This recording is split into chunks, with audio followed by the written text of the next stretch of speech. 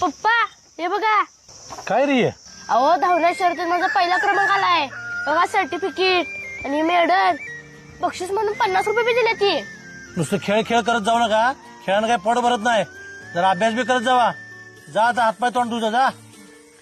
पप्पा हा? नको 50 रुपये तुमच्याकडेच ठेवा.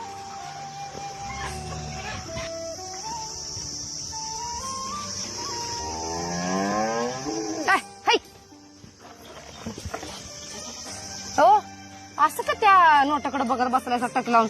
अगं हिजा आपला पहिला आलाय त्या धावण्या शर्यतीत आणि त्याला हे बक्षीस मिळालंय. अगं बाई आता ही नोट मी मायापाशी जपून ठेवणार आहे. चांगलं झालं बघा. आणि गोडा धोडाचं काहीतरी कर.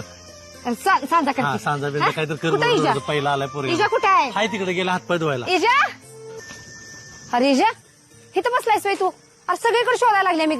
अरे तू शाळेत पहिला आलायस म्हणते पहिल्याच्या शर्तीत सर्टिफिकेट तीन मिळाले म्हण आणि इथं का तोंड फाडून बसलायस मग? अगं काय ते खेळात पहिला नंबर काढून उपयोग नाही बा माझा. का आता काय झालं? अगं ते मेडल आणि सर्टिफिकेट सगळ्यात पहिलं पप्पाशी दाखवायला गेलो. काय म्हणा अभ्यास कर जा. जरा बी कौतुक नाही त्याशनी माझं. कळतं की त्यांच्या वागण्यावरनं.